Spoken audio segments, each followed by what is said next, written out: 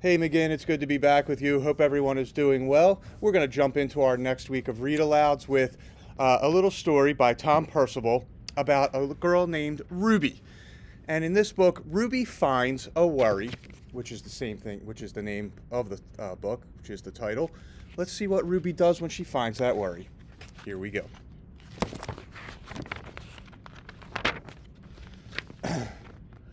Ruby loved being Ruby. She loved to swing up high. And she loved to explore wild, faraway places. Sometimes she even went all the way to the very bottom of the garden. Ruby was perfectly happy until one day she discovered a worry. It wasn't a very big worry.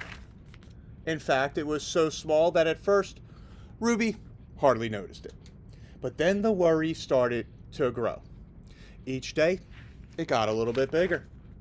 It just wouldn't leave her alone.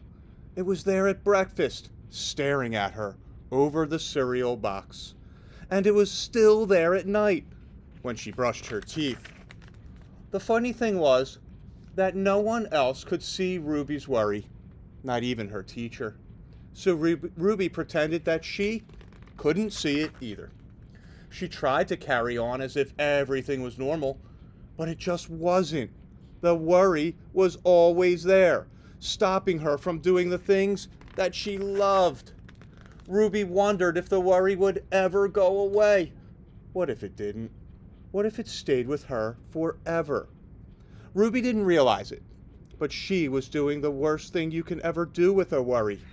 She was worrying about it. Now, the worry was enormous. It could barely fit in the kitchen at dinner time. It filled up half the school bus, and it took up whole rows at the movie theater.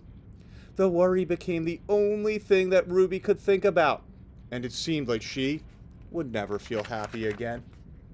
Then, one day, something unexpected happened. Ruby noticed a boy sitting alone at the park. He looked how she felt, sad. And then she noticed something else, something hovering next to him. Could it be a worry? It was.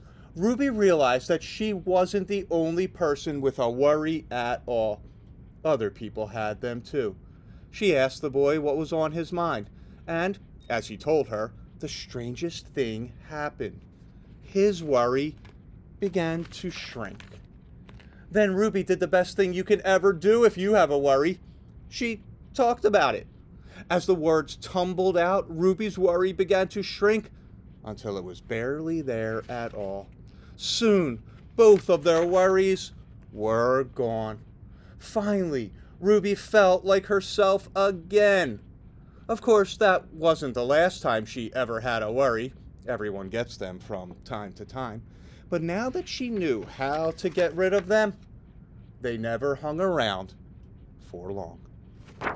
So boys and girls, I hope you enjoyed that story. If you get a worry, don't be afraid to talk about it. Find somebody, a friend, a parent, teachers. Anybody can help you with a little worry, and it will fix itself.